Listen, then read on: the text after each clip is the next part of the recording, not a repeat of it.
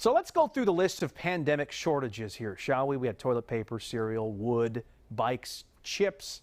No, not the kind you eat. Microchips that go in new cars, and that's driving your car's value through the roof. We've never seen prices like this. There may be a mountain of money just sitting in your driveway.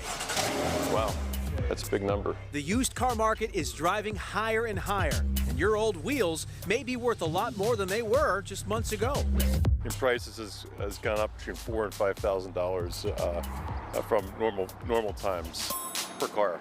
Car dealers like Dean Caffiero, who owns CarVision, are working hard to keep inventory stocked. There's not enough inventory. Here at his Trooper Montgomery County dealership, used cars are quickly zooming off the lot. Inventory is a big problem when it comes to finding and sourcing used cars. Credible.com personal finance expert Dan Riccotto says, blame Economics 101. Basics of supply and demand. The supply of used cars is way down. So supply and demand means that low supply, high demand, prices are up. Right now there's a shortage of semiconductor chips. Those are the tiny computer chips that control all those sensors on new cars. The pandemic has disrupted the supply chain, so there's just not a lot of new car inventory for buyers to choose from. Dan says that's not the only issue. New cars are crazy expensive. They're almost 40 grand. That's the average new car price. A lot of folks can't afford that. And finally, Jason, we're keeping our cars longer. The average car on the road right now is just over 12 years old, which is pretty remarkable. If you have a car you can unload, now's the time. What are you driving now? Me? Yeah. A Corolla. A Corolla. Whatever the case may be, if that's you, now's a pretty good time to sell that piece of metal out of the driveway.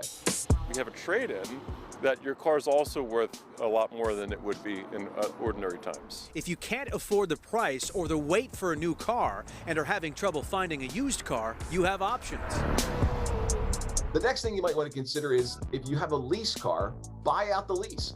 You can actually buy that car for less than the market value in many cases. So you're buying it below what the market value is, so you can, if you want, turn around and flip it for a higher price. We're getting there. You may want to hang on to your ride until the market steadies. That's what Dan's doing. I've got one that's 21 years old. It's worth keeping around for a little bit longer. You check the value on that? I have, and actually it's an old Toyota truck that I'm driving. It's about 20 years old. It's worth more today than it was last year by the tune of about 3 grand. That's another lesson through this is take care of your car, get the oil changed, rotate those tires. You never know. And car sales, of course, can drive the local economy. Without frequent new car purchases, governments can't collect on that high sales tax revenue.